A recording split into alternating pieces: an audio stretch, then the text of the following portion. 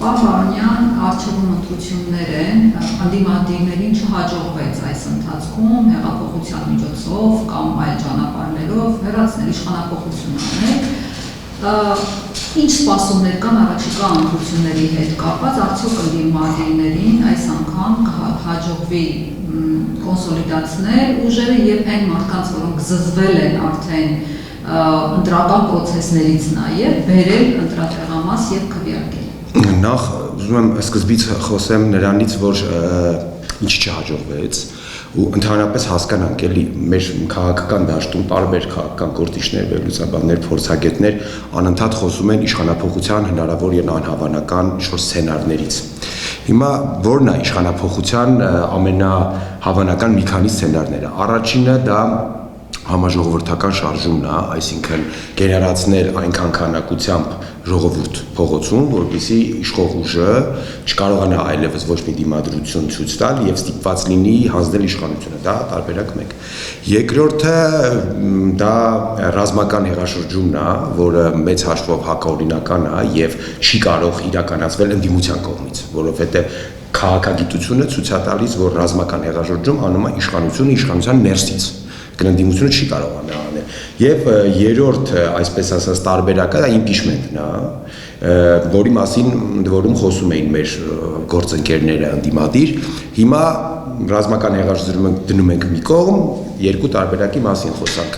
համաժողովրդական շարժում եւ իմպիչմենտ։ Համաժողովրդական շարժման փորձեր մենք Նիկոլ Փաշինյանի դեմ ունեցել ենք, ինչպես դուք հիշում եք, 2021 թվականին, 22 թվականին ամենահաջողվածը եւ ամենաբազմամարտը դա օբյեկտիվորեն Բագրատ Սրբազանի գլխավորած շարժումներ, սրբազան շարժումներ, բայց ցավոք սրտի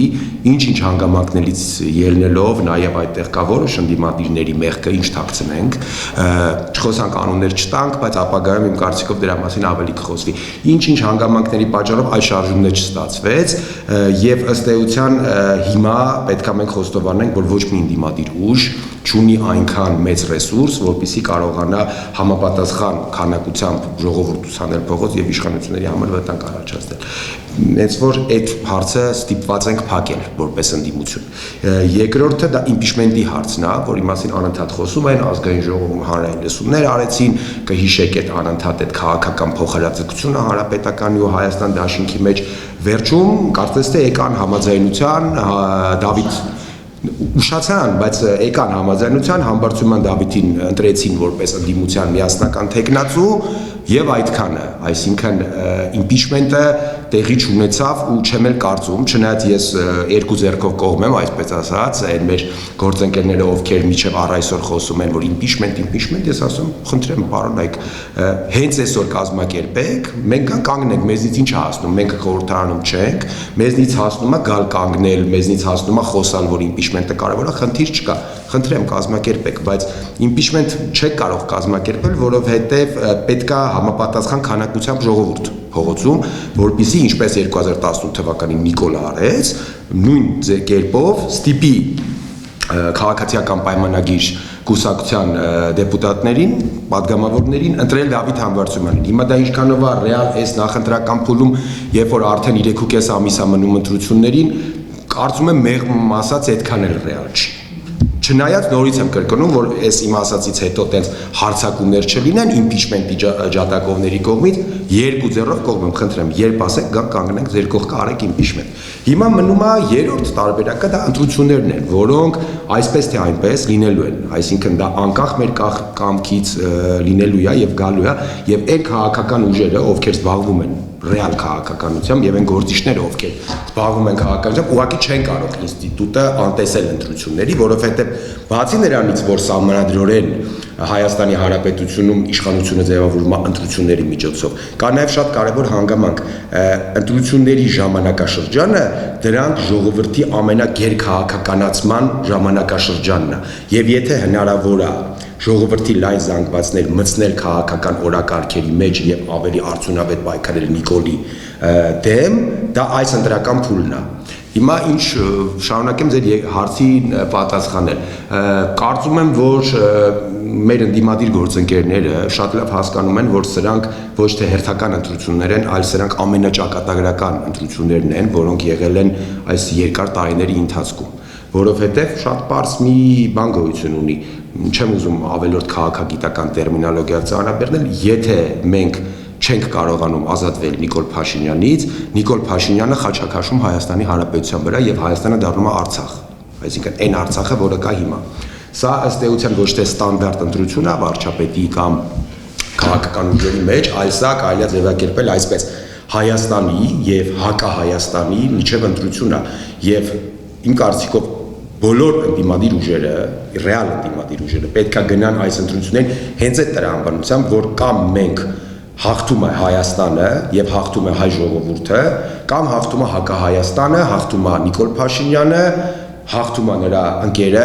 Իլհամ Ալիևը եւ հաղթում է նրանց երկուսի ամենամեծ հովանավորը Ռեջեփ Թայիփ Էրդողանը։ Հիմա այդ տրամաբանությամբ պետք է գնալ ընտրությունների, ժողովրդին հնարավորինս մոբիլիզացնել եւ ամենակարևորը մեր հայրենակիցներին, դա իմ կարծիքով բոլոր ընդդիմադիրների պարտքն է, որ մեր հայրենակիցներին հորդորեն, խնդրեն, ուղղորդեն, որ անպայմանորեն գնացեք ընտրությունների, որովհետեւ եթե դուք չեք գնում ընտրությունների, Նիկոլ Փաշինյանը իր քիչ, բայց լոյալ ընտրազանգվածով կարողանում է մեծամասնություն հավաքել, ճիշտ այնպես, ինչպես ինքը արեց 2023 թվականի Երևանի ավագանի ընտրություններին։ Ըստ էության Աբինյանին ոչ մեկ չքվեարկեց, երևանցիները թքած ունեցան այս ընտրությունների վրա, բայց այն մարդիկ, ովքեր որ իշխանության կողմն են, դրանք 100% գնալու են ընտրությունների, այսինքն Նիկոլ ընտրողը գնում է։ Հիմա Նիկոլ ընտրողները գնալու են, եթե մենք չգնանք, իրանք գնալու են, իրանք իրանցով ընտրեն իրանց Նիկոլին վարչապետ։ Նենց որ ամենակարևորը, առաջնահերթը այս պահի դրությամբ բոլոր ընդդիմադիրների համար առաջնահերթը մարդկանց խնդրել, հորդորել, բացատրել, որ անպայման ձեզնից երկար ժամանակ չի գնում, գնացեք ընտրության, ընտրեք ձեր սրտի քաղաքական ուժին, որովհետև սենց տենեց այն մարդիկ, ովքեր ընտրության չեն գնում, դրանք նիկոլական չեն։ Իսկ նիկոլականները գնալու են, նենց որ եթե մենք նստենք տանը, մեր փոխարեն, մեր երկրի ճակատագիրը որոշել է Նիկոլը ու իր քիչ, բայց լոյալ ու կայուն դրազանգված է։ Նենց որ գնացեք ընտրությունների, սիրելի ժողովուրդ։ Պարոն, երբ որ Միասնության թևերի առաջնորդ Արման Թաթոյանը հայտարարեց, որ նախկին նախագահները Սերժ Սարգսյանը, Ռոբերտ Քոչարյանը նպաստելու են Փաշինյանի վերարտադրմանը, երբ լավ կանեն քաղաքականությունից դուրս գան, այս հայտարարությունը շատ ծանր տարան բնականաբար ընդդիմադիրները սկսեցին հրապարակային սվինահարել Թաթոյանին իր այդ խոսքերի համար, բայց դուք անձամբ ինչ եք կարծում, նրանք մասնակցելով ընտրություններին, տեսեք հանրապետականը դեռ չի հայտարարել, չունի որոշում, բայց Հայաստան դաշինքը բարձր որ մտել է ընտրական պրոցեսի մեջ, նրանք խանգարելու են, թե չեն խանգարելու, ու արդյոք ընդդիմադիրները չպետք է այսպես համախմբվեն եւ միասնական ճակատով գնան, հաշվի առնելով թե ով է իրենց առաջ կանգնած։ Ինչ վերաբերվում է համախմբվելուն ու միասնական ճակատով գնալուն, արդեն եթե մենք նայում ենք քաղաքական դաշտի դասավորվածությունները, արդեն կարանք ֆիքսենք, որ կոպիտ ասած ձևավորվել են այն հիմնական ընդդիմադիր բևեռները, որոնք որ գնալու են ընտրությունների Նիկոլ Փաշինյանի դեմ։ Այդ բևեռներն են Ուժեղ Հայաստան կուսակցությունը, Սամվել Կարապետյանի, Արման Թաթոյանի Միասնության թևերը, Ռոբերտ Քոչարյանի գլխավորած Հայաստան դաշինքը եւ Գագիկ Ծառուկյանի գլխավորած Առաջարկ Հայաստանին, այսինքն ԲՀԿ-ի ցուցակով է գնում, բայց ընդհանուր այդ քաղաքական նոյան տապանը, ինչպես նշեց պարոն Ծառուկյանը։ Հիմա վերադառնանք պարոն Թաթոյանի մտքին եւ բոլոր այն մարդկանց, ովքեր ինչ-որ նեղսրտեցին դրանից, ես կուզենամ առիթը օգտագործելով դիմեմ մեր ընդդիմադիր գործընկերներին։ Հարգելի տիկնակ եւ պարոնայք, ես չեմ կարող հասկանալ ձեր նեղսրտվածության պատճառը, որովհետեւ պարոն Թաթոյանը ընդհանրապես արեց այն արձանագրումը, որ բոլորը գիտեն։ Այսինքն դա ոչ թե ինչ-որ սպոնտան խոսք էր կամ միտում ուներ հարվածելու կամ առավել եւս ինչ-որ մեկին վիրավորելու, ոչ, դա հստակ քաղաքական իրավիճակը գնահատելով հստակ եզրակացություններ եւ ինչի մասին է այդ եզրակացությունը։ Այդ եզրակացությունը նրա մասին էր, որ այո, նախկին նախագահների եւ այսպես կոչված ճակերտավոր նախկինների դերակատարությունը եւ ներգրավվածությունը քաղաքական դաշտին Նիկոլ Փաշինյանին տալիս է հավելյալ քարոզչական թեզեր եւ ինքը այդ թեզերը օգտագործելով քաղաքական դաշտը ամբողջովին լցնում է նախկին ներկա խոսույթով։ Հիմա կա արդյոք Հայաստանում մեկ մարդ, որը կարող է սա հերքել։ Իմ կարծիքով չկա, որովհետև այս տարիների ընթացքում մենք տեսել ենք ինչա կատարվում։ Կապիտուլյանտ դավաճան, թալանչի հողատու, այս պինգ-պոնգը քաղաքական խաղում եք, հիմա մենք ինչ ենք ասում ենք պարոնայք, թողեք նոր ուժերը, ովքեր որ արատավորված չեն, ովքեր որ ունեն լավ հեղինակություն, այն ուժերը, որոնք բաղկացած են պրոֆեսիոնալներից, այն ուժերը, որոնք բաղկացած են իրենց գործը իմացող կամք ունեցող մարդկանցից, թողեք ճանապարհեք Նիկոլին, թողեք այս փորձանքը հանեք մեր երկրից։ Հիմա ի՞նչն եք նեղանում։ Խնդիրը ինչ որ Նիկոլ Փաշինյանի ամենասիրած թեզը դա նախկիններն է, ու Նիկոլ Փաշինյանի այդ քաղաքացիական պայմանագիր խմբավորման թիվ 1 գործը առավոտից երեկո, այսպես ասած, Ռոբերտ Քոչարյան անունը շոշափելով անընդհատ, եթե մենք չլինենք Քոչարյանն է գալու, եթե մենք չլինենք նախկիններն են վերադառնալու, այ ձեր ժամանակ սենց էր, հիմա դա քաղաքական պրոդուկտ չի տալիս, դա քաղաքական տուպիկ է։ Սա քաղաքական տուպիկ է, քաղաքական փակուղի է։ Եվ եւս մեկ անգամ ասեմ, պարոն Թաթյանի խոսքերից նեղացողները ոչ թե պետքա նեղանան պարոն Թաթյանի խոսքերից, այլ պետքա նեղանան իրենք իրենց քայլերից, որովհետեւ եթե մարդիկ 2021 թվականին, հիմա նորից չեմ ուզում թիրախավորեմ, համոզված եմ, որ ես իմ խոսքերից հետո մարդիկ կլինեն, որոնք կարադառնան ինձ եւ մեր ուժին, բայց ինչ չափով արադառնան, նման չափի պատասխանը կստանան, նախ դա ֆիքսենք, եւ երկրորդն էլ ասեմ, 21 թվականին եղավ շանս նախկին նախագահ Քոչարյանի համար ճանապարհելու Նիկոլ Փաշինյանին, եղավ, հիմնական տեխնացոնիկն էր, ինքն էր, ժողովուրդը գնաց իրան ընտրեց, ինքը հայտարարեց, որ գալու է եւ հաղթի Նիկոլ Փաշինյանին եւ խնդրեց մանդատ ժողովրդից Նիկոլին ճանապարհելու եւ հետո պատժելու համար, խնդրեց, ժողովուրդը տվեց այդ մանդատը, տվեց եւ ինչ եղավ, ճանապարհեցին, ոչ։ Հիմա ինչն է խնդիրը, մենք նորից եմ ասում, ոչ թե վիրավորում ենք ինչ-որ մեկին, այլ հստակ քաղաքական դաշտը վերլուծելով արձանագրում ենք, եղբայր Նիկոլ Փաշինյանը օգտագործում է ձեր ներգրավվածությունը քաղաքական դաշտում անընդհատ մարդկանց այս Գեբելսյան քարոզի տակ պահելով։ Դուրս եկեք, գնացեք թոշակի, թողեք մենք Նիկոլ Փաշինյանին հանենք, ես չեմ ասում խանգարում եք, մեզ չեք խանգարում, որովհետև հակադարձում են, կներեք, ձեզ ասում են, դուք կարացեք արեք։ Մենք անում ենք։ Մեր գործն ենք անում։ Դուք կարող եք հանեք հանրությանը։ Այո, մենք անենք։ Իհարկե, միանշանակ։ Ինքը ինչու խանգարում։ Ես ասեցի, չէ, ինդիմության կայացմանը չի խանգարում, ինքը խանգարում է, այսինքն նպաստում է քարոզչական թեզերին, որոնք չեն թողում, որպիսի Հայաստանում նոր քաղաքական խոսքը լինի լսելի։ Ինչով է խանգարում։ Դրանով է խանգարում։ Ես չեմ ասում մենք դու գնա, որ մենք գանք անենք։ Չէ, կարաք մնաք, բայց կարաք նպաստեք ձեր մնալով, որ Նիկոլ Փաշինյանը առավոտից երեկո խոսա նախկին ներկա, դրա արդյունքում ժողովուրդը հիասթափվի եւ մեր համար 1000 անգամ ավելի դժվար լինի այդ հիասթափված ժողովրդին նորից բերել քաղաքական ուշադրությունը իրանց գրավել քաղաքականության վրա եւ խնդրել մեր ժողովրդին, որ կան ընտրությունների։ Մնացեք, մենք մեր գործը անելու ենք, մենք համառությամբ մեր գործը անելու ենք, ձեր մնալը կամ գնալը անձամբ մեզ ոչ խանգարում է, ոչ օգնում է, որովհետեւ մենք ինքնաբավ ենք, բայց ընդհանուր առմամբ Նիկոլի քարոզչական թեզերին կարակի վրա յուղ եք լցնում, այսպես ասած, մնացեք, խնդիր չկա։ Շատ լավ, մեկ ուրիշ խնդիր, տեսեք, ասում եք թողեք, որ քաղաքական դաշտ կան նոր կարող ուժեր, մասնագետներ եւ այլն, մենք 18 թվին հանրությունը հենց այդ տրամաբանությամբ փորձեց նախկիններից ազատվել եւ բերել ինչ որ նոր ուժեր, որոնք արատավորված չէին, որոնք իբր թալանչի չէին, իբր կոռուպցիայից հեռու էին եւ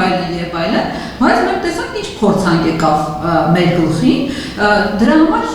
հարց է առաջանում, արդյոք այդ նորերը որ գան որոնք չունեն այդ բանը փորձը, այսպես ասած, ինչ որ բյուջեից բաներ պոկելու, ուտելու, կերակրատաշտի մոտ չեն եղել արատավորված չեն, բայց արդյոք նրանք կկատարեն իրենց խոստումները, թե հենց այդ սուպեր վարչապետի կոստյումը հագան, նորից դառնալու են այդ նույն մոնստրը։ Ինչ վերաբերում է սուպեր վարչապետի կոստյումին։ Հիմա սուպեր վարչապետի կոստյումը դա անընդունելի է եւ Հայաստանի Հանրապետության ընտրական օրենսգիրքը ու սահմանադրությունը ցավոք սրտի հնարավորություն են տալի ցանկացած անբարեխիղճ քաղաքական ուժի գալ եւ միանձնյա իշխանություն ձևավորել, որը իմ կարծիքով շատ սխալ է եւ իմիջիալոց այդ թեմայով ես կուզենամ մի բան ասել գոյություն ունի հանրային դաշինք քաղաքացիական նախաձեռնություն, որը հենց հանդես է գալիս միանձնյա իշխանության դեմ եւ ես գիտեմ որ տղաները բոլոր քաղաքական ուժերից հարցրել են նրանց դիրքորոշումները եւ բարեբախտաբար պետք է արձանագրենք որ Հայաստանում չկա ռեալ ընդդիմության մեջ էլի ես նկատի ունեմ Նիկոլ Փաշինյանի վրա սատելիտներին Հայաստանում չկա մի քաղաքական ուժ ով կողմա միանձնյա ընտրություններին եւ չի գտնում որ Սահմանադրությունը ընտրական օրենսգիրքը այս առումով ունեն բացեր դա մեկ ինչ վերաբերվում է այդ 2018 թվականին նորեր եւ ինչ որ պրոֆեսիոնալներ նախ առաջինը եկեք արձանագրենք ու իմ կարծիքով դա նույնիսկ իրանք չեն կարող պնդեն նիկոլականները որ այնտեղ պրոֆեսիոնալ գոյություն չուներ եթե կար պրոֆեսիոնալիզմ ապա կար բանսարկուների պրոֆեսիոնալիզմ, պրոֆեսիոնալ ոչ մեկ, պրոֆեսիոնալ ոչ մի բաններ, պրոֆեսիոնալ քաղաքական թափառաշրջիկներ եւ պրոֆեսիոնալ խաբեբաներ, այսինքն նրանց պրոֆեսիոնալիզմը սահմանափակվում էր մենակ դրանով։ Ինչ վերաբերվում է այսօրվա ձեր հարցին, էլի, ես կարող եմ պատասխանեմ մեր անունից, մեր պատասխանը շատ պարզ է, մեր քաղաքական ուժում հավաքված են այնպիսի մարդիկ, ովքեր իրենց աշխատանքով, իրենց կենսագրությամբ ապացուցել են, որ նրանք ունակ են աշխատելու, նրանք կարող են աշխատել, նրանք օգնել են ժողովրդին, նրանք ամեն իրենց զբաղեցրած յուրաքանչյուր պաշտոնում իրենց դրսևորել են գերպրոֆեսիոնալ, երբեք աֆիլիացված չեն եղել ոչ մի կոռուպցիոն համակարգերի հետ, ոչ մի հանցագործ պատմությունների հետ, եթե կա մեր քաղաքական թիմում մեկ մարդ, որի վրա կարող են մատով ցույց տալ եւ ասել, որ նախկին կոռուպցիոներ է, կամ թալանելա, լապելա ինչ արել Խնդրեմ, բայց գոյություն չունի։ Հիմա ես ինչ եմ ասում մեր քաղաքական ուժի անունից կարող եմ պատասխանել, որտեղ մեր մոտ հավաքված է պրոֆեսիոնալների թիմ, պարոն Թաթյանի գլխավորությամբ, որոնք ոչ թե հիմա ասում են մենակ, այլ ունեն նաև հաջողությունների փորձ, մեծ հաջողությունների փորձ, ամեն մեկը իր ոլորտում, կլինի իրավական ոլորտ, կլինի պարոն Անանյանը տնտեսական ոլորտ, կլինի մեր մնացած գործընկերները իրավական միջազգային դատարաններում տարբեր որը կրթության ոլորտում, բժշկության ոլորտում, գյուղատնտեսության ոլորտում այդ մարդիկ ռեալ տարիներ շարունակ, տասնամյակներ շարունակ աշխատել են Հայաստանում, որոշները զբաղեցրել են այո պետական պաշտոններ, բայց չկա մի դրվագ, որ մեր թիմակիցներին մեկին մեղադրեն կոռուպցիայի մեջ, անօրինականության մեջ եւ անբարեխղճության մեջ, նենց որ այդ առումով մեր համար այնքան հեշտ է նման հարցերին պատասխանել, որովհետեւ եթե կա մի կողմում ինչ որ երիտասարդ քաղաքական գործիչներ, որոնք որ ասում են, դե մենք ոչինչ չենք արել կյանքում, բայց մենք լավն ենք, խելացի ենք, հայրենասեր ենք, եկեք մեզ ընտրեք, մենք կգանք կփորձենք Հայաստանը կառուցենք եւ մյուս կողմից կան մարդիկ, ովքեր որ երկար ժամանակ պետական պաշտոնյաներ են եղել ու իրանց հետ այդքան էլ մեղմ ասած լավ պատմություններ կապված չեն, ապա մեր դեպքում եղել ենք որոշներս պետական աշխատողներ, բայց բացառապես մաքուր կենսագրությամբ, բացառապես աշխատել ենք միայն եւ միմիայն իշա ժողովրդի իշա պետության եւ չկա մեկը որը կարող մեր վրա մատնացության ասի այ դուք եսեք եղել նենց որ այդ առումով իմ կարծիքով մեր ժողովուրդը հավուր պատշաճի պետքա որ գնահատի մեր ջանքերը պետքա որ նայի մեր կենսագրությունները պետքա որ հիշի պարոն Թաթոյանի գործունեությունը որը ոչ թե դա գնահատական են տվել նախկին կամ ներկա իշխանությունները պարոն Թաթոյանի գործունեությունը եկեք ճիշտը խոսանք էլի գնահատական է տվել ժողովուրդը չկա մի մարզ չկա մի քաղաք, որտեղ որ մենք այցելենք եւ այդ քաղաքում չլինեն տասնյակ հարյուրավոր մարդիկ, ովքեր անձամբ պարոն Թաթոյանին իր գործունեության ընթացքում ճանաչել են, ովքեր իր հետ շփվել են ու ովքեր գոհ են այդ մարդու աշխատանքից, ինչի մասին է խոսքը։ Նենց որ այդ առումով մեր համար շատ հեշտ է խոսալը, ինչքան կարաք շատ է հարցերը տանենք։ Դուք բացառում եք, որ այս իշխանությունները, այսինքն մեր քաղաքական դաշտում, երբ որ ուզենան փչացնել, այսպես ասած, որևէ գործչի, րոպեների հարց է նրան փչացնելու գործը։ Ունեն ֆեյքերի բանակ, ունեն ֆեյքախմբեր, դաշտ կնետեն տարբեր վարկածներ, ձեզ կսարքեն, չգիտեմ, նարկաման, էլ չգիտեմ, մանկապիղծ, հազար ու մի պիտակ կկցնեն ձեր վրա։ Դուք բացառում եք, որ այս գործիքների համար դուք չեք դառնա թիրախ։ Նախարարին Նիկոլ Փաշինյանին իմացող մարդը, իմ կարծիքով մեր ժողովուրդը արդեն Նիկոլի շատ լավ գիտի, Նիկոլ Փաշինյանի դեպքում բացառել ոչ իման հնարավոր չի։ Նիկոլը ամեն ինչի ընդունակ, կարմիր գծեր չունեցող,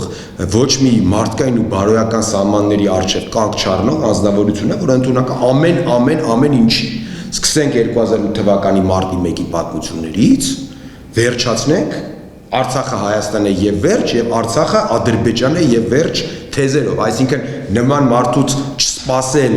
ցանկացած բան դա միամտություն է։ Նենց որ այդ առումով ես խնդիր չունեմ ընդհանրապես Նիկոլին ամեն ինչ միշտ ցանկացած բանի սպասում ենք, բայց մյուս կողմից էլ ինչպես կհիշեք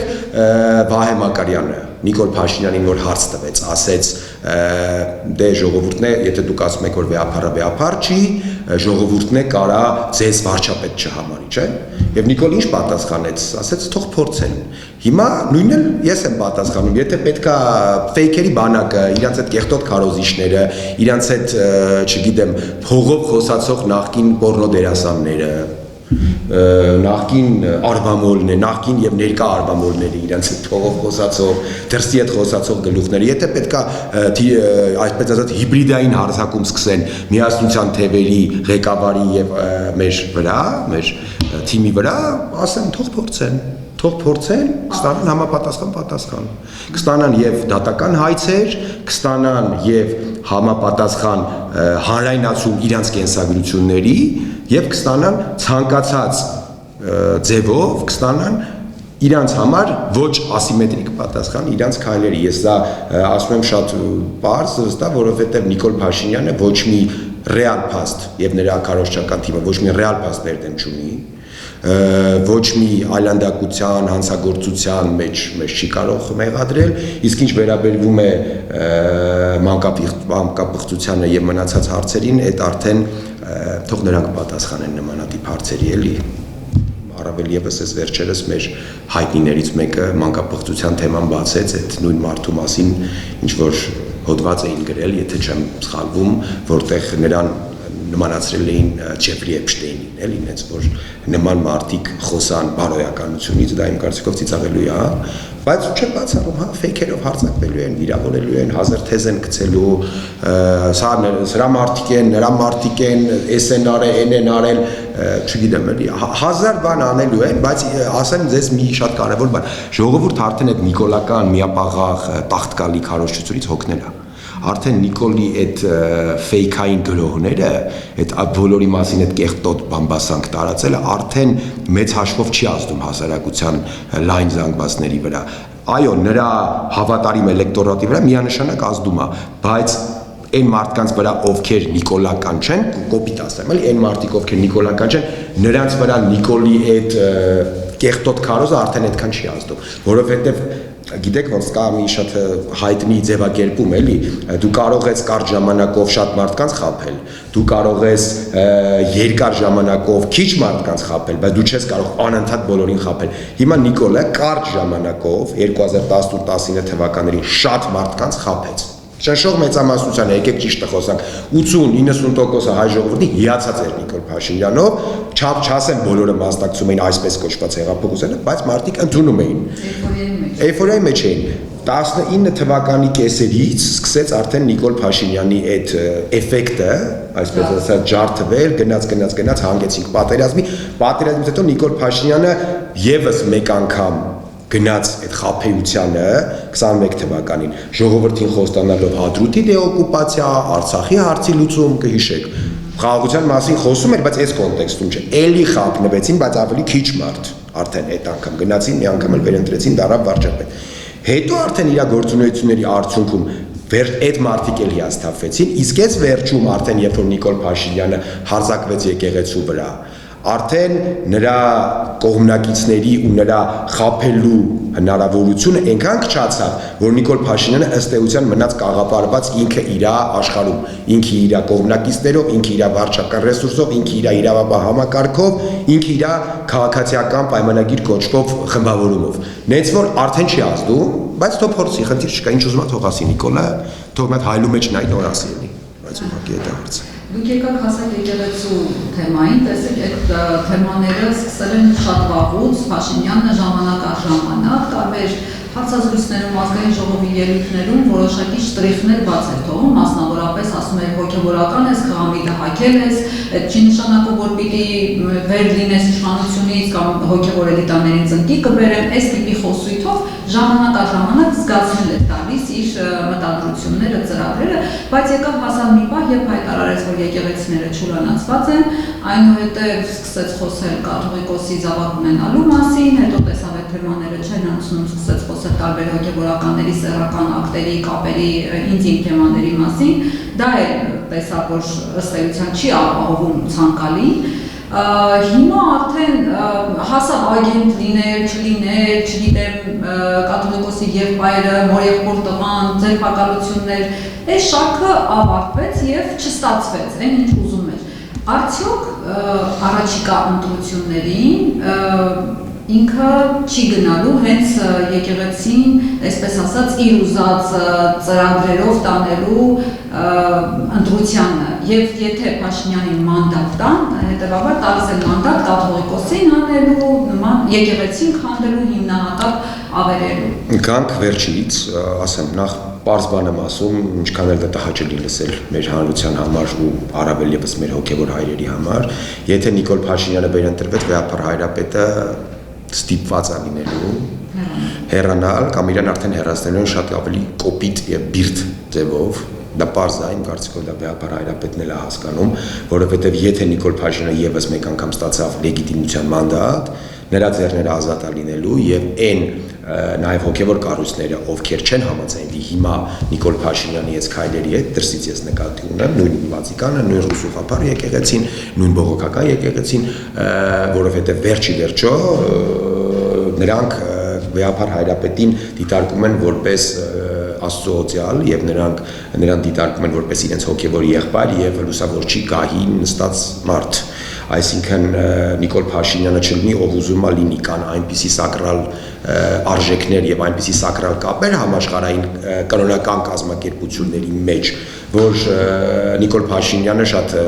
փոքր մասշտաբի մարդ է, որ կարողանա նման կապերի մեջ խառնվի։ Բայց եթե ցավոք սրտի այս տարի Նիկոլը նորից վերընտրվեց, իր հարցակումները եկեղեցու վրա ալնելու են շատ ահավոր, շատ սոսկալի, դա բոլորն էլ հասկանում են, վեհապար հայրապետն էլ հասկանում, ընդ որում մի բան հիշացնեմ, երբ որ Բագրատ Սրբազանը սկսեց այդ Սրբազան շարժումը եւ քայլելով գալիս էր Երևան, ես լավ հիշում եմ, առիթ հանդիսացավ ինչ-որ միտեղ ասուլիսի էինք, էլի մեր գործընկերների հետ եւ ես ասացի, որ եթե Սրբազան շարժումը տապալվի, դա դու պատուհան է բացելու, որպեսզի իշխանությունները հարձակվեն եկեղեցու վրա։ Դա այդ ժամանակվանից արդեն պարզ էր։ Հիմա էլ պարզ է, որ եթե Նիկոլը վերընտրվի, վեհապար հայրապետի համար շատ ծանր է լինելու եւ մեր համար է շատ ծանր լինելու որպես վեհապար հայրապետի պաշտպաններ եւ կողմնակիցներ։ Հիմա ինչ վերաբերվում է Նիկոլի այդ անընդհատ այդ քայլերին, էլի եկեք սենց հասկանանք։ Նիկոլ Փաշինյանը ոչ իման չի անում ուղակի եւ ոչ իման չի անում համապատրաստից։ Նիկոլ Փաշինյանը ինչ անում է, ինքը անում է դա հստակ ծրագրված պլանի համաձայն, այդ իրաց սիրած բառն է մետաձիչկա, այդ Վահագն Ալեքսանյանը ճշտում մետաձիչկա, հիմա իրանք են աշխատում մետաձիչկայով, որովհետև դրա պարզ օրինակը կա, օրեր առաջ Նիկոլ Փաշինյանը խոսած նրանից, որ իբր վեհապար հայրապետը ուզում է վեհարանը Հայաստանից տանի, գանձերը տանի, շոսկը հեքիաթներ պատմել եւ ասեց, որ ես շատ հստակ խիստ թույլ չեմ տա եւ ինչ տեսանք, ժամեր հետո քրեական գործ հարուցվեց վեհապար հայրապետի վրա եւ արգելք դրվեց նրա Հայաստանը լքելու Հայաստանից ելքի վրա։ Հիմա հարցը առաջանում, Նիկոլ Փաշինյանը կարող է միջև այդ պլանավորել արդեն այդ այսպես կոչված քրեական գործը, խոսած հետո այսպես ասած ստարտը տվեց։ Կարա լինի։ Հիմա ինչ վերաբերվում է ավելի լայն կոնտեքստում եկեղեցու վրա ինչի այս մարդը հարձակվել։ Նախ կրոնական բաղադրիչը եւ իր այդ խոսքերը, որ ես բարենորոգում եմ, դա ջուր է, դա այսպես ասած անիմաստ խոսակցություններ է, որովհետև Նիկոլ Փաշինյանը հայրաքելական եկեղեցու հետևորդ չի, ու ես կարող եմ ասել ինչի հայրաքելական եկեղեցու հետևորդ չի։ Ուրեմն Նիկոլ այդ սաղմոսները խնդիր չկա այդ աստվածաշինչ յուրաքանչյուրը կարա կարդա մեր բերումներ անի վերջի վերջո գիտեք ոնց Յոզեֆ Գեբելսն էլ էր աստվածաշնչից մեր բերումներ անում ընդ որում յուրաքանչյուր մեծ հանցագործություն եւ մեծ արունահեղություն մարդկության պատմության մեջ համեմված է եղել աստվածաշնչյան մտքերով եւ միշտ էլ հղում է եղել է այսինքն Աստծո անունից կատարված հանցանքները դրանք ամենաշատն են մարդկության պատմության մեջ, բայց հիմա ասենք ինչ եմ ասում, ինքը հայրաքելական եկեղեցու հետևորդ չի էլի, մի դրվագով ասեմ, Նիկոլ Փաշինյանը մի անգամ եւ նրան հարցրեցին, ասեցին,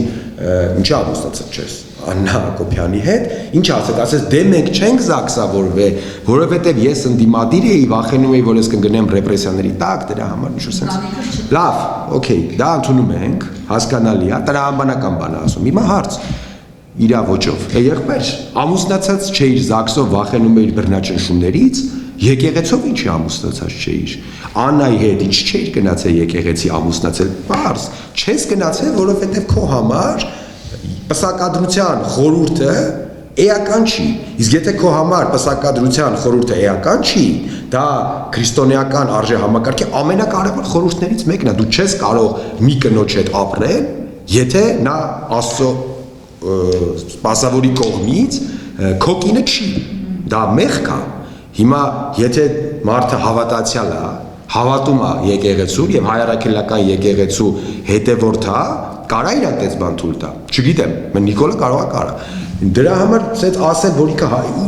ընդ որում մի շատ կարևոր բան է կա, էլի Նիկոլ Փաշինյանի կենսագրությունը, եկեք նայենք, էլի, այդ մարդը միջև էս վերջերս միջև այս եկեղեցու վրա հարձակումը, միջև Հովանավանքի այդ առաջին տիրադավի հայտ գալը։ Քանի անգամ եք հիշում, որ Նիկոլ Փաշինյանը պատարակների գնա, սաղմոսներ կարդա, ծնկի գա, եղել է տենց դեպք 2019 թվականին, 20 թվականին, 18 թվականին, միջև այդ էլի Նիկոլ Փաշինյանը հանրային գործիչ էր, չէ՞։ Հա, գնում էր, գարեջուր խմելու գնում էր, խոզ խանձելու գնում էր, իր այդ քաղաքացիական պայմանագիր այդ այսպես ասած ընկերների հետ արաղ խմելու այդ ոնց էր սիրում յաթրջի արաղ չէ իր սիրած բանն է խմիչներից այդ յաթրջի արաղ խմելու գնում էր բայց մի անգամ այդ մարդուն մենք չտեսանք եկեղեցում այս տարիների ընթացքում քայտը 50 տարեկան մարդ է ոչ մի անգամ պատարակի չի գնացել ոչ մի անգամ ծնկի իջած խորանի արչև իրան չենք տեսել կնոջ այդ 3-4 երեխա ունեն տարիներով ապրում են օրենքով եկեղեցական կանոններով ամուսնացած չեն, չգիտեմ, չեմ ուզում պնդել, բայց երեխաները կնքված են, կնքված չեն, այդ չեմ կարող ասել, ինքը կնքված է, կնքված չի, այդ չեմ կարող ասել, ու հիմա այսպես ասած վդրուկ Նիկոլ Փաշինյանը տենց դարավ մոլի եկեղեցական առավոտից երեկո գնում է ծնկի է գալի խորաններում, այդ դուք լուրջ եք ասում, լավ, հիմա ասենք Նիկոլ Փաշինյանը ում ասում կշի տեղ դնի, էլի, պարզից էլ պարզ է, որ սա հետնական շոուն է, էլի։ Որոնց գլխին այսպես կանգնած իր կառավարական տանը գլխին կանգնած ստորագրել էր տալիս այդ հայտարարության տակ, այդ հոգևորականներին ըստ ձեզ ինչն է ստիպել թիկունքից հարվածել հայրապետին։ Գիտեք, այդ հոգևորականների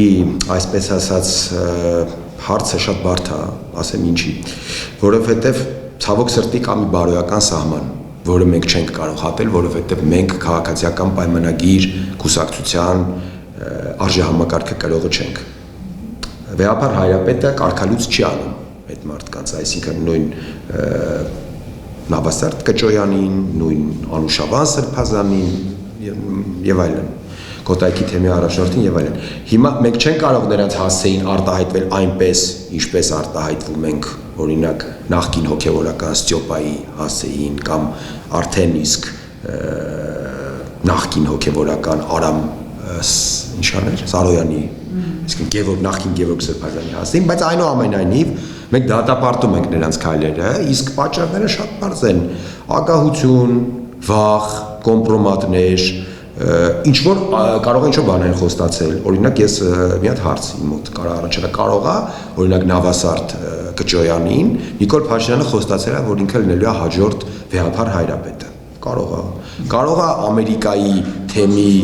առաջ, դե Բենտլի Սամո էր ասում, հիմա գիտեք ոնց կա մի հատ շատ հետաքրքիր անձնավորություն, որին Նիկոլ Փաշինյանը ասում էր Նատաշկա,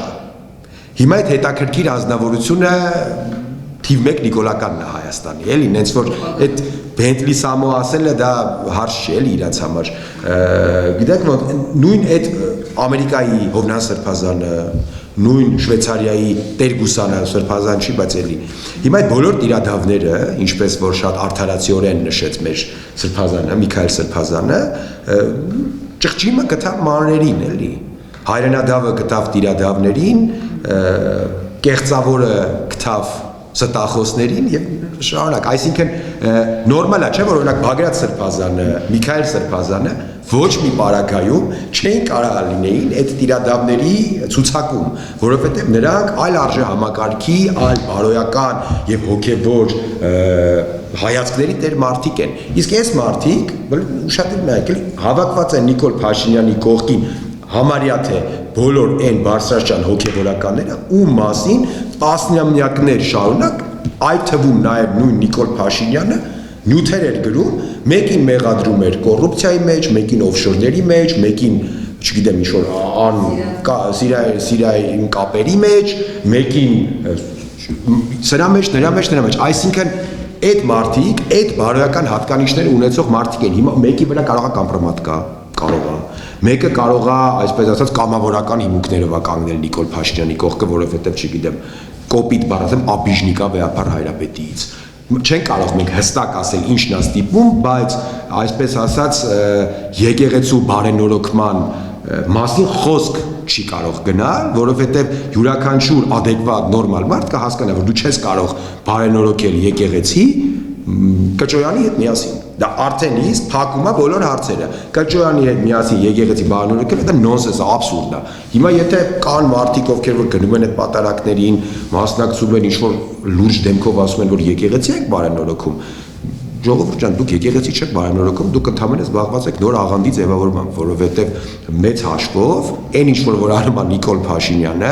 այսինքն վերաիմաստավորում է եկեղեցական կարգերը, կանոնագրքերից է խոսում, նոր ինչ որ Հիսուս Քրիստոսից ինչ որ հերետիկոսական պնդումներ անում, Հիսուս Քրիստոսին մենակ են թողել, այսինքն չհասկացանք դու ով ես, որ ինչի մասին ես խոսում, էլի։ Դա ընդհանրապես նոր աղանդ է, էլի, ընդ որում կհիշեք այդ Սուրբ Աննա եկեղեցի, որ գնացին Նիկոլ Փաշինյանը սենց այդ անդրոպովի գլխին հագած, սենց լուրջ շարֆը կապած ինչ-որ բաներից էր խոսում, որ դա չիմացող մարդը, ով է Նիկոլը, պետք է ապշի։ Իմացող մարդը դե ինչ ասի, Նիկոլը անելու է այն ինչ որ անում է, քանդելու է հետևողական եկեղեցին, ամենելու է ամեն ինչ որպեսի վարքապետի, քանի իշխանության է, այսինքն դա խնդիր չկա, Նիկոլը չի հանձնվելու, քանի իշխանություն է, հիմա միակ ձևը կանգնացնելու Նիկոլին իշխանությունից հեռացնելն է։ Շատ լավ, իսկ դուք ինչ այլընտրանք եք առաջարկում ընտրողներին, այսինքն դուք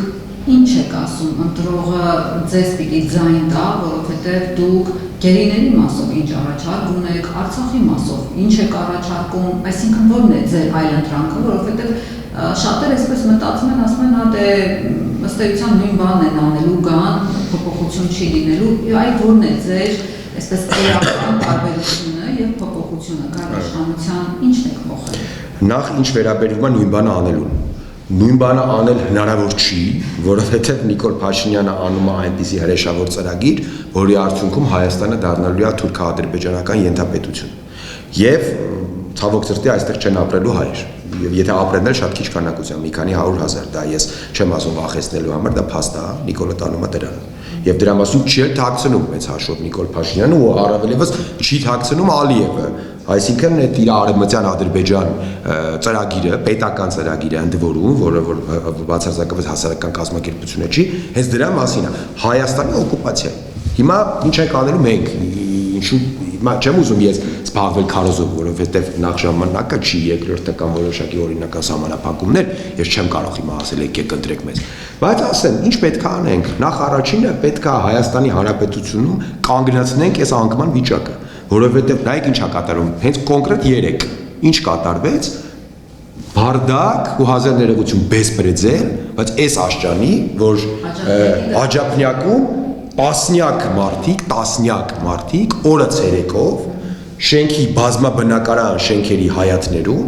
կրակում են, հրազեն են կիրառում, տասնյակ մարդիկ հիվանդանոցում են, կա զո, եւ դա ինչից է գալի, դա այո, գալիս է դա Նիկոլ Փաշինյանի մեղավորությունն է։ Եթե Հայաստանի Հանրապետության իրավապահ համակարգը առավոտից երեկո զբաղված լինի ընդդիմադիրների հետևից ընկնելով, տերտերների հոգեվորականների հետևից ընկնելով, քաղաքական գործառույթներով զբաղված լինի իրավապահ համակարգը ու իր պատարակները ու իր տեղաշարժը հսկելով զբաղված լինի, բայց այդ պետք է լինի երկրի վիճակը։ Հիմա մեր հայրենակիցները պետք է հասկանան, որ մենք առաջինը պետք է կանգնեցնենք այս տոտալ բարդակը Հայաստանի Հանրապետությունում, որտեղ ինչի մասին է ոչինչ տեղից մարդիկ ուզում են գնալ ID քարտ անեն, գրանցվում են այսօր, հերթը հասնում է սեպտեմբեր ամսին, շատ լավ գիտեք, այսինքն ցանկացած ոլորտում, սկսած դա պաշտպանական ոլորտից, արտգործ նախարարությունից, վերջացած ամենամանր հարցով, որ մի հատ ասֆալտ չկարողացան անեն, բարդակա վերջին աշճանի, այսինքն այս բարդակում մեր քաղաքացիները ապրում են, բայց արդեն այդ բարդակը այնքան սովորական է դարել, այնքան է համաձուլվել մեր իրականության հետ եւ մեր կյանքի հետ, որ մենք չենք հասկանում ինչ ահավոր իրավիճակում ենք ապրում։ Նենց որ առաջին քայլը բարդակը կանգնացնելն է, պետական ինստիտուտները վերաաշխատացնելն է, որովհետեւ Նիկոլ Փաշինյանը այդ պետական ինստիտուտները լցրել է այնքան անորակ կադրերով եւ դուրս է մղել այնքան որակով մարդկանց կամ եթե նույնիսկ որակով մարդիկ եկան չեն կարողանում աշխատել, որտեւ իրաց վերադասները մեծ հաշվով քաղաքական ֆիգուրներ են եւ չեն հասկանում իրենց գործից։ Դա երկրորդը պետքա վերակենդանացնել պետական ինստիտուտները։ Երրորդը ամենակարևոր, այսպես ասած, բաղադրիչներից մեկը Հայաստանի գոյատևման դա բանակն է։ Այն ինչ որ տեղի ունենում այսօր մեր բանակի հետ, դա Հայաստանի բանակի ողնաշարն են ջարդում այս մարդիկ։ Ես նկատի չունեմ միայն ժամկետային զինծառայողների, մենակ դա չի հարցը։ Հետևողականորեն մեր բանակում սրսկում են պարտվողականություն, հետևողականորեն մեր հասարակությանը քարոզում են, որ բանակ պետք չի եւ բանակը արժեք չի, այսինքն ինստիտուցիոնալ առումով ժողովրդի ընկալման մեջ բանակը վերացնում են։ Դա շատ կարևոր է։ Չէ, ծովիցով Հայաստան դա մեր քաղաքական կրեդոն դա չի։ Մենք նմանատիպ հեքիաթային խոսակցություններով, եկեք դրա մասին էլ մեկ են միշտ խոսանքելի։ Կենացները գիտեք ոնց հիմա կարանք գանք, ասենք գիտեք ոնց, դե մենք sense կարանք անենք, նես կարանք անենք, հեսա։ Գանք 10 օր հետո գնալու ենք բոլորովը Ստեփանակերտ։ Դե հիմա բայց մեր ժողովուրդը կհասկանա, չէ՞ որ այս մարդիկ կամ անորմալ են, կամ խաբում են։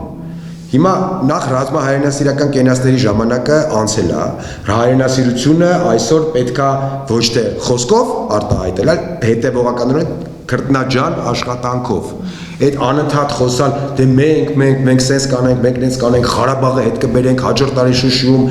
այն մյուս տարին, չգիտեմ, Նախիջևանում, հետո Բաքվում, դրա մասին դա անլուրջ է։ Պետքա հիմա նախ առաջինը Հայաստանի Հանրապետությունը նենց անենք, որ չվերանա։ Մեր հայրենակիցները պետք է առաջինը դրա վրա հասկանան, որովհետև ինչ է տեղի ունենում, հետևողականորեն Նիկոլ Փաշինյանի գործունեության ընթացքում Հայաստանը ընկնում է Թուրքիայի ազդեցության տակ, ժողովուրդը աղքատանում է, դրա մասին շատ են խոսում, բայց դրա մասին պետք է ավելի հստակ մարդկանց, ժողովրդի սոցիալական վիճակը ահավոր օրորի ամիս առ ամիս վատանում է։ Պարզ օրինակ եմ վերում, հիմա մեր քաղաքական գործիչների մեծամասնությունը այնքան ճակերտավոր կտրված են ժողովրդից, որ երևի խանութը չեն մտնում, բայց մենք նորմալ սովորական մարդիկ ենք, ապրում ենք այս քաղաքում, խանութել են մտնում։ Մի հատ քամատեք ամիս ամսվա վրա առաջին անհրաժեշտության մթերքների գները ավելանում է, բայց աշխատավարձները չի ավելանում, թոշակները չի, այդ մանիպուլյացիան, որ խոսում է թոշակ եմ ավելացրել, ես եմ արել, եթե ինֆլյացիան հաշվի առնեք, 2018 թվականից մինչև 6000 դրամով է թոշակը ավելացրել Փաշինյանը։ Ինչի մասին է խոսքը։ Կամ հեծը նորմալ աշխատում է, իբր ասեցին հեծը վերցնենք, էլեկտրաէներգիայի գները իջացնենք, բարձրացնում են։ Ամեն ինչը հետևական բարձրացնում են, նյութական վիճակը ժողովրդի վատանում է, ու մի շատ կարևոր բան է արտագաղթը։ Ես 100%-ով կարող եմ դասել, իմ կարծիքով համաձայն կլինեն մեր դիտողները, որ շատ մարդիկ արդեն իսկ որոշել են, որ եթե Նիկոլ Փաշինյանը ընտրվեց, իրանք արտագաղթելու են Հայաստանից, ու այն մարդիկ են, ովքեր ունեն կրթություն, ունեն գիտելիքներ, միջին տարիքի մարդիկ են, ովքեր որ կարող են եւ պետք է մնան Հայաստանում, զարգացնեն Հայաստանը, կյանք տան մեր երկրին, դասիրակեն սերունդներ, այդ մարդիկ արդեն անելանելիությունից որոշել են, որ եթե մի անգամ էլ սրանք մնան, գնալու ենք երկրից։ Հիմա պետքա կասեցնել առաջինը, որ ես ասում եմ, պետքա կասեցնել Հայաստանի գահավիժումը, վերագործարկել ինստիտուտները, լրջագույն առումով զբաղվել բանակով եւ ընդ որում մենք ունենք արդեն ծրագրեր բանակի հետ կապված եւ բանակի վերաբերյալ մեր ծրագրերը բանակի օրվա կապակցությամբ պարոն Թաթյանը հայտարարել է եւ մեր ծրագրերի հիման վրա ես ձեզ ամենայն պատասխանատվությամբ եմ ասում 1 տարվա ընթացքում մենք կարողանալու ենք բանակի բյուջեն 1 միլիարդով ավելացնել 1 միլիարդ դոլարով ավելացնել եւ գանք հասնենք նրան որ մենք ունենանք կարճատև ժամանակահատվածում զսպող բանակը դա այն բանակն է այն զինված ուժերն են որոնք կարող են առավելագույնը զսպել Ադրբեջանի ագրեսիան այսինքն կոպիտ ասեմ մենք պետք է ստեղծենք այնպիսի բանակ որը չեմ ասում կարող է Թուրքիայի եւ Ադրբեջանի հետ հավասարին կռիվանի, բայց լինի այնքան ուժեղ, որ ադրբեջանցիները հասկանան, որ եթե իրանք հարձակվեցին Հայաստանի վրա, դա դրան իրանք վրա շատ ավելի թանկ է նստելու, քան են ենթադրել օգուտները, որոնք իրանք ստանալու են։ Նախ, ինչ վերաբերում է սուվերեն տարածքներին, դրա մասին միաժամանակ խոսք անգամ գնալ չի կարող, ասեմ ինչի, որտեղ Նիկոլ Փաշինյանը ինչ արեց, ուներ ռեալ հնարավորություն այդ դեօկուպացված տարածքները մեր, որոնք տարիներ շարունակ Ադրբեջանը նստած են, դրանց հանելը տեղի չարեց, գեյները բերելու 100% հնարավորություններ չարեց եւ այդ հնարավորությունը Դոնալդ Թրամփն էր, այսինքն աշխարհում եթե հիմա կա հնարավորություն մեր գեյներին բերելու դա Թրամփի հետ աշխատելն է, իսկ Նիկոլ Փաշինյանը գնաց հասավ Վաշինգտոն, միտումնավոր այդ հարցը չբարձրացրեց, որովհետեւ դա ընդամենը մի հատ լավ խոսակցության մի հատ լավ համուզելու, այսպես ասած, հարց էր, որովհետեւ կան բազմաթիվ օրինակներ, երբ Թրամփը անձամբ խառնվել է այդ հարցերին, Բելարուսիայի օրինակը եւ քաղաքացիներին տվեցին եւ բազմաթիվ այլ օրինակներ դիվանագիտությունը միշտ չէ որ փաբլիկ է այսինքն Նիկոլ Փաշինյանը քանի որ ինքը գիտելիքներ չունի իր թիմը ոչ մի փորձ չունեն դիվանագիտական աշխատանքի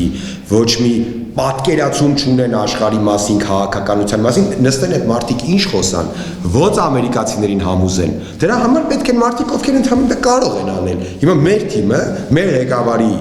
հանձինս մեր ղեկավարի եւ մեր մնացած թիմակիցների այդ ունակությունները ունեն եւ այդ ունակությունները ունեն ոչ միայն խոսքով այլև ապացուցել են որ այդ ունակությունները ունենք մեր աշխատանքով այս իշխանությունները քանի որ շատ են թիրախավորում ընդդիմության ասում են հենց իրական իշխանության գուբերնեն սարքելու ընդհանրապես մեր պետությունը կցորդ եք դարձնելու Ռուսաստանի դուք ինչ կարծիք ունեք սրա հետ կապված դուք իրոք այսպես Պուտինի կցորդներն եք մեր երկրում Կրեմլի հպատակներն եք թե ոչ նախ ինչ վերաբերում է Կրեմլի հպատակներին Հայաստանի Հանրապետության պաշտոնյաներից գոյություն ունի Ալեն Սիմոնյան նորից վերադառնանք Ալեն Սիմոնյան ինքը ամեն անգամ կհիշեք գիբրիդային պատերազմ Մարիա Զախարովա Կրեմլ Պուտին գնաց նստեց Լավրովի դեմ ընեց հորթի հրճվանքով էր նայում Լավրովի դեմքին ոնց որ չգիտեմ չէ արեգակերի չէ ինքն էլ քիչ էր մնում սենց արդեն ուշ կգնա էլի Լավրովի այսինքն այս մարտիկ Հայաստանի ներսում խոսում են հիբրիդային պատերազմից Կրեմլ Պուտին գնում են այնտեղ Պուտինի ձեռքը սեղմում են թրի տակով ասնում են զոնտիկի տակ կանգնում են հետո էլ գալիս են հայաստանյան ընդդիմությանը ասում են դուք գուբերնիստ եք ինչի մասին է խոսքը Նիկոլ Փաշինյանը 2021 թվականին ո՞նց մնաց իշխանության մի հատ հարցնենք էլի հարց տանք գլխավոր գործող հանձինս Նիկոլ Փաշինյանի եւ գլխավոր գործող N-News հանձին հանձինս ընդդիմության ղեկավարի ես չեմ ուզում պատասխանել բայց հարց եմ հիմա հարց է չէ ես չեմ պատասխանելու ես հարց եմ տալի խնդրում եմ այդ հարցը թող մի հատ հանրային դաշտ գնա ոնց մնաց Նիկոլ Փաշինյանի իշխանության եւ արդյոք Ռուսաստանի այսօրվա ղեկավարությունը խնդիր ունի Նիկոլ Փաշինյանի իշխանության մնալու հետ ունի թե ոչ հարց էլի Ինչով ենք մենք տեսնում որ ունի Ալեն Սիմոնյանի խոսքերով, Պետրոս Ղազարյանի հարցազրույցներով, նույն Նիկոլ Փաշինյանը անընդհատ շեշտում է, ասում ոչ մի խնդիր չկա, բացարձակապես ոչ մի խնդիր չկա։ Մարիա Զախարովան Վլադիմիր Պուտինին Վալդայի ակումբում հարցնում է, ասում է ժամանակը չի որ մենք ասենք որ Նիկոլ Փաշինյանը դավաճան է։ Պուտինը միանգամից կանգնացնում է Զախարովային, ասում է ոչ, Զախարովային չէ կներեք, Մարգարիտա Սիմոնյանը։ Միանգամից կանգնացնում է Մարգարիտա Սիմոնյանը, ասում է ոչ, Նիկոլ Փաշինյանը ոչ թե դավաճան չի, այլ Նիկոլ Փաշինյանը հայերեն ասել է, որին իշխանություն է բերել հայ ժողովուրդը։ Հիմա Մարգարիտա Սիմոնյանը տենց այսպես ասած օթից Պուտինին այդ հարցը տվեց, չգիտեր Պուտինը, որ այդ հարցը Սիմոնյանը իրան տալու է, կամ Սիմոնյանը այդքան անգրագետ կինա, կամ այդքան անհասկացողա, որ այդ հարցը ուղղակի տար։ Ինչի մասին է Սալավյովի հարցը խոսքը SVO անցկացնելու մասին։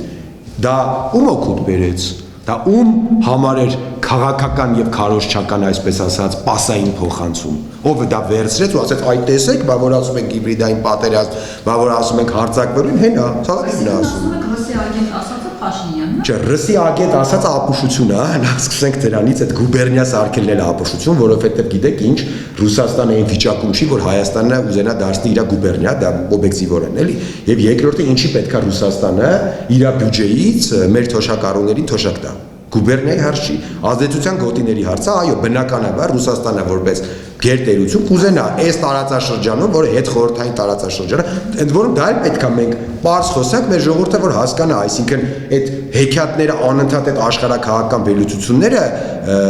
Արամ Զավենի Սարգսյան ոճով, այդ անկապ որ խոսում է, էլի, ինչ որ պայտակ կարծում ես, ուզում ես հասկանաս, այս մարդը